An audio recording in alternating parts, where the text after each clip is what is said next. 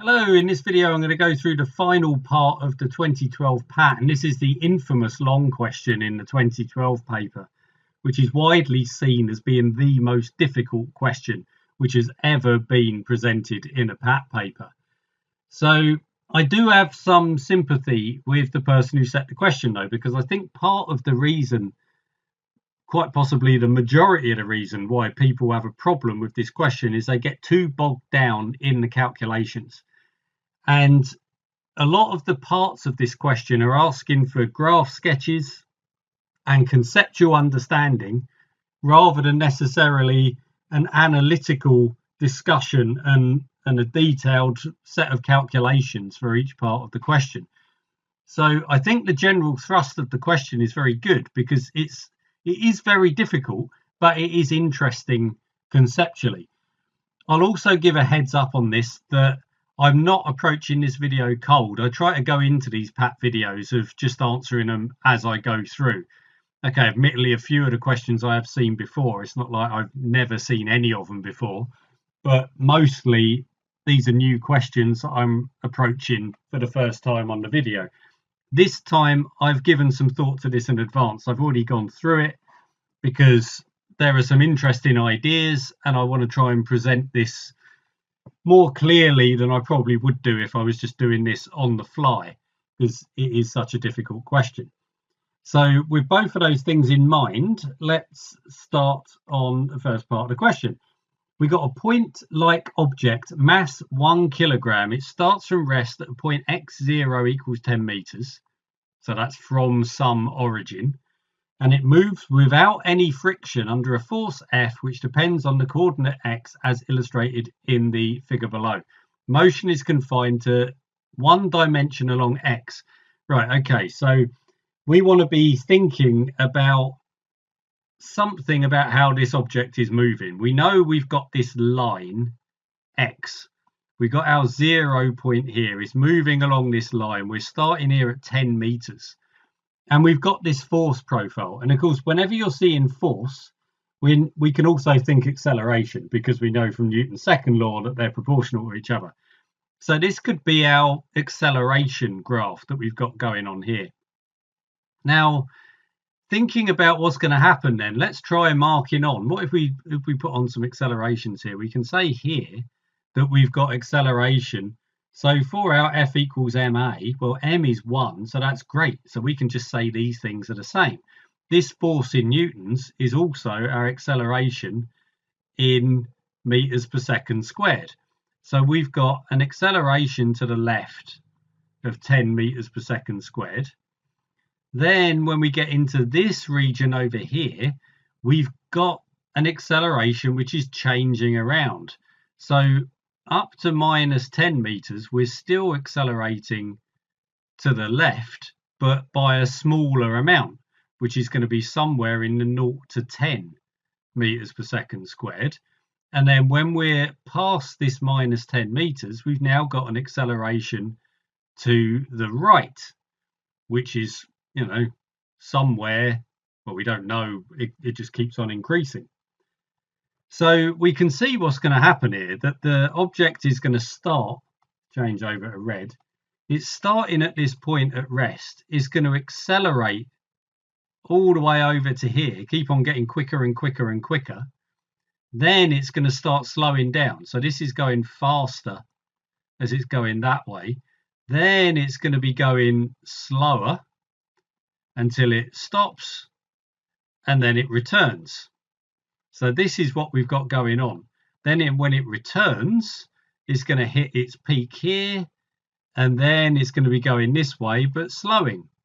And then it's going to stop, and then it's going to return going back the other way. So we're on this cycle here, where it's moving backwards and forwards along this straight line of x. The other thing that we can take out of this is we're seeing this line here, which looks, you know, a bit like y equals minus x. In fact, it's going to be y equals minus 10 minus x. So we've got an acceleration which is proportional to the negative of the displacement. So we know we've got simple harmonic motion happening on this part of the graph. So there's quite a lot we can pick out of this, just trying to understand what this graph is telling us. Admittedly, this is quite complicated, but we've now got a better picture of what's going on. The chances of anyone sitting down at the start of a test and examining the graph to that extent is minimal, because you just don't really have enough time to do it. So that's why I've been thinking about this in advance. Right, so what is the speed of this object at x equals 0? So that's when we've got back to here. So it's been accelerating with this constant acceleration of 10 meters per second squared, or with this constant acceleration force, accelerating force of 10 newtons. So we've got our work done is the force times the distance, which is the energy that's transferred, which is our half mv squared. So we've got 10 times 10 equals a half times m, which is 1, times v squared. So v is going to be the square root of 200, which is 10 root 2 meters per second. So that started quite nicely in terms of a calculation. And I think this maybe puts people in the frame of mind of, oh, it's a calculation question, so let's crack on with just calculating everything all the time. See, now we're getting on to sketches. So it's saying here, sketch kinetic energy as a function of x. Now, how far do we really want to be going with this? We've got the, well, we know kinetic energy is going to be positive, so we don't have to worry about that too much. We're starting with 0 when we're at 10 here. So this is our x in meters. We know when we get to 0, we've just worked out that that was our half mv squared was equal to 100 joules. So we've got 100 there. And we know it's increasing linearly. So that's got to be a straight line. That's meant to be straight, because we've got a constant force. So the work done is being done at a constant rate. We then know, I don't want to keep on scrolling up for the graph all the time, but we had this sort of profile going on, didn't we? We've now got this triangle which is going on. So the kinetic energy is still going to be increasing, but at a lessening rate. And it's going to add on the area of this, which is another 50 joules. So we're going to have a maximum at 150.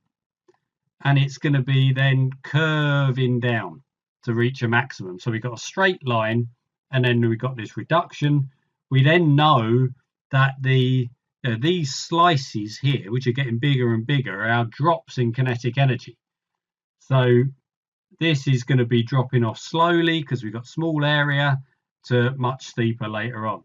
So it's going to be curving down to something like that. That's going to be a smooth curve. Again, it's the trouble of drawing on this screen. Now, you can end up flogging a dead horse on here. I mean, you could be working out, well, do we want to know what that time is?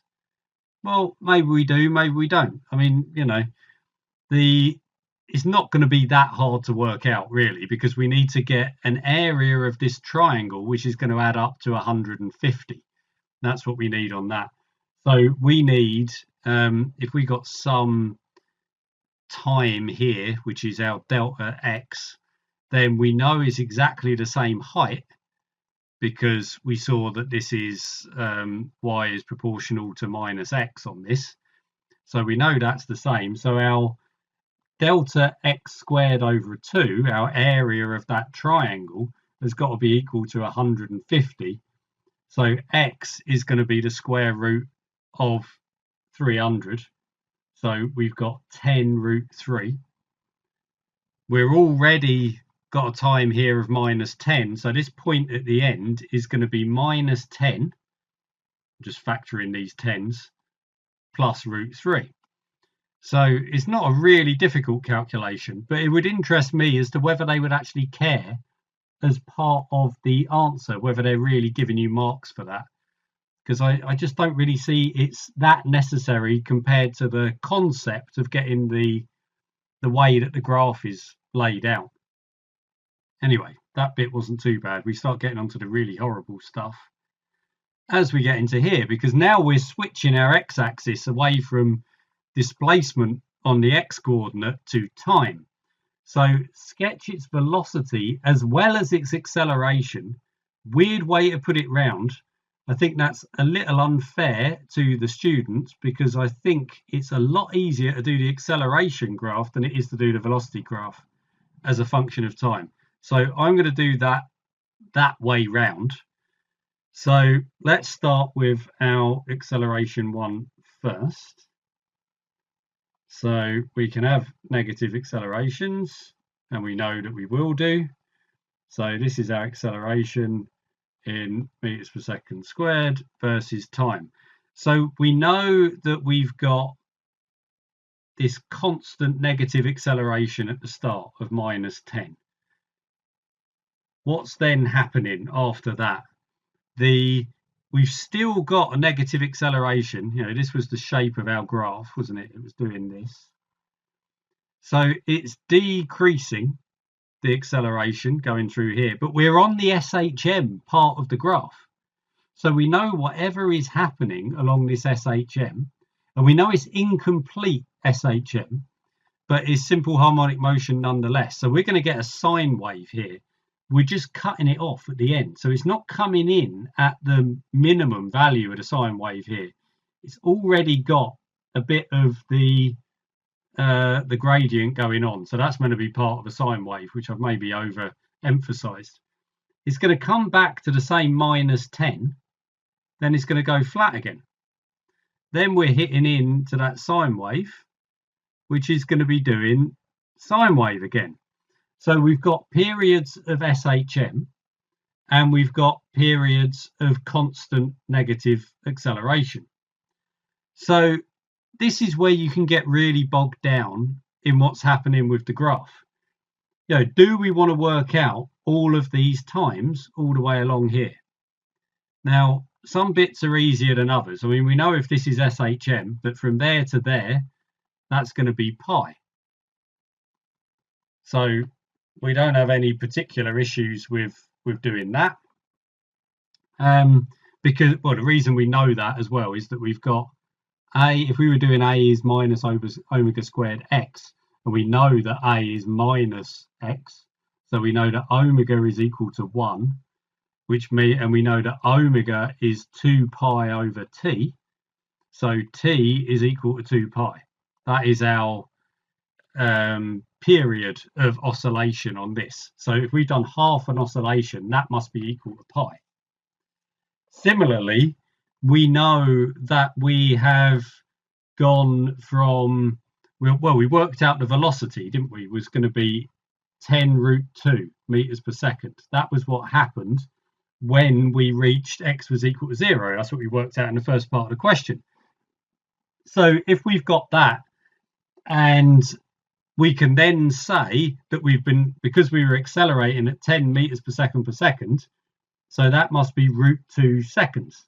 So we know we've got √2 there. We know it's pi between there and there. So we've already got some interesting things that are going on, and we filled in quite a lot of the time axis.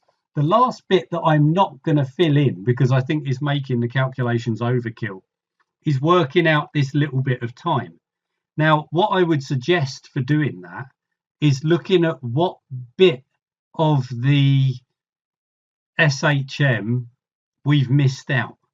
So if we've got the associated circular motion, so all SHM has got this associated circular motion, and we've taken a chunk out of it, really.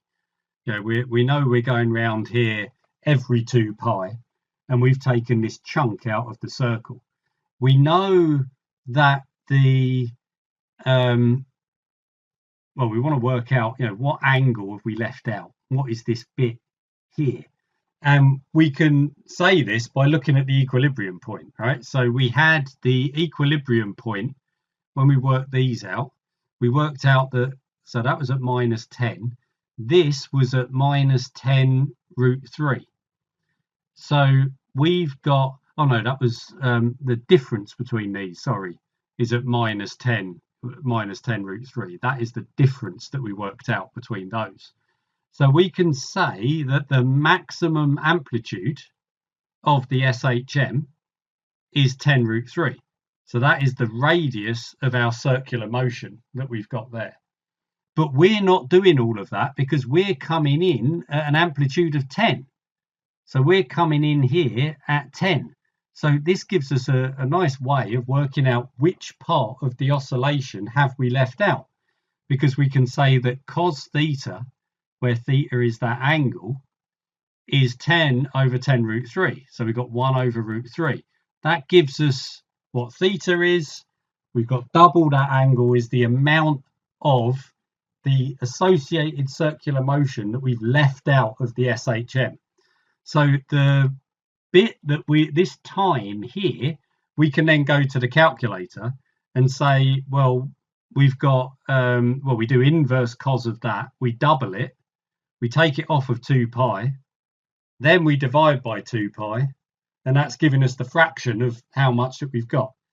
Yeah, I'm not going to actually do this because, well, we're not allowed calculations in this exam and it's sidetracking things. But you can see from there how from that incomplete bit of SHM, we can use some simple circle geometry in order to work out all of our times.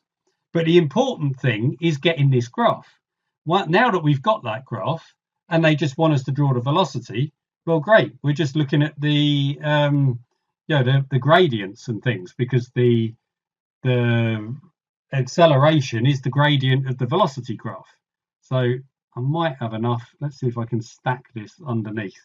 I'm just going to then draw the velocity against time on this.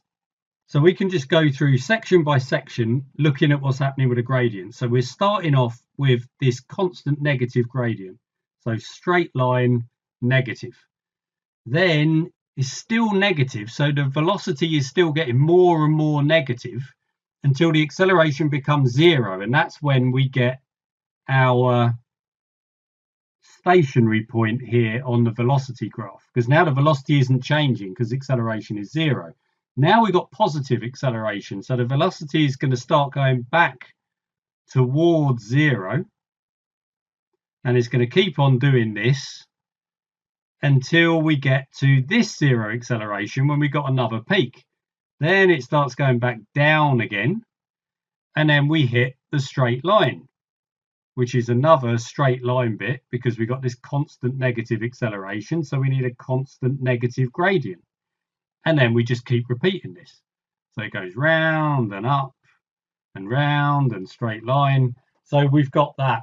It's very difficult to draw at the best of times with this, but we're getting those key points again. You know, as you're moving from an acceleration time graph to a velocity time graph, I think as soon as we got a 0 acceleration, we got a turning point. So we want to match that up with this. You want to match that up with this. You got the constant bits mean straight lines, and then we're just filling in the bits in between. So those sketches, again, difficult. Think it's easier doing acceleration first, then the velocity, but maybe you'd think the other way around. Don't get bogged down in too much in the calculations. So that moves us on to, I don't think we've got too much more left to do in all this now. So consider a case when we've now got friction. Okay, so they've added friction in. Now we're going back to velocity versus x. So we're going to have, and we know our velocity is going to be going positive and negative. So we've got x in meters, and we got velocity in meters per second. So we're starting here at our 10 meters. The velocity is going to be going constant negative acceleration down to some negative velocity. Then it's still going to be going more and more negative, but it's going to reach that peak. Then it's going to come around the other side. It's going to drop down to some minimum value where it stops. When it goes back, you're going to get the reverse of this going the other way. So we're going to have, where does this friction kick to? Oh, the friction is only for positive x. So on the way back, we get the exact mirror image of the other side. It's going to come round and it's going to hit at the same value at the top. So these things are going to be just negatives of each other because we haven't had any friction happen yet. Now we've got friction on this next bit, so it can't get back to where it started. So it's going to drop a little bit short because we're losing some of the energy to friction. So it won't get all the way to 10 meters. Then we're going to repeat. So it'll go down to there. It will follow a similar sort of path. And it will come up, do the same on the other way. So it's doing this spiraling in effect. Now you could be working out the numbers for all of these, but can't really be bothered. Eventually you're going to get to a point where it just gets back to x is 0. And then you're going to get locked in this cycle where you just keep on going round and round and round in circles, or stay on the SHM. You'll get locked in SHM because the friction would have just stopped you from moving any further along that wire. It would have taken away all of the energy that we would need in order to even get onto the wire in the first place. So I think trying to unpick that anymore, I just don't think it's what they were after in the exam question. I think they just want you to present something like this and maybe give a bit of justification for it. Right, I think this is the last bit. Yeah, so the last bit is then saying, well, how many meters this point-light object traveled during the time when its position coordinate was greater than 0? Right, so how much have we actually done on this last part here? Well, we know that we've got 100 joules sitting here. Yeah, this is the work that's done in order to move it to that starting point. That's the potential energy it's got at that point. So when we let it go from that point and that 100 joules, so we're doing work against the friction. So force times distance has got to be equal to that 100 joules, which is going into our losses. And we know that the friction is 1 Newton because they told us that. So the distance travelled must be 100 meters. So that's not too bad as a calculation at the end. And I think that underlines what I was saying about this question. I think that whoever it is who set it was thinking, right, okay, we'll start off with this interesting profile. We'll do a nice easy question calculation for part A1. Sketch something here, but not worry about the calculations for A2. Then we've got these two really unpleasant sketches in A3. Throw in what I think is an easier sketch, but conceptually it's still quite challenging for B1, and then a nice calculation at the end. I would imagine that you'd have got full marks for doing that, of just drawing those sketches and leaving out all of the numbers of the intercepts on the graphs. So that's my view on this question. I don't think it's worth getting bogged down in every single little number. I think the only interesting calculation in it is this bit here of how would we work out the time of the SHM portion of the motion by looking at the associated circular motion with it. But really, this is it's a freak of a question. It's useful, I would say, more if you were going into maybe an interview rather than a PAT paper. If you're revising for a PAT exam, just ignore this question. I don't think it's going to help you at all in preparation for a test. But it could be that it's something, particularly if you're a strong candidate, that it's the sort of questions they might walk you through and discuss your way through in an interview situation so they can see your chain of thinking. Because it's a very challenging situation, but with prompts, conceptually, you should be able to follow a lot of these key ideas. But really, don't get bogged down with it as an exam question. So I'm going to leave it there. I've probably said more than I was planning on saying on this one already. But, you know, it's an intriguing one.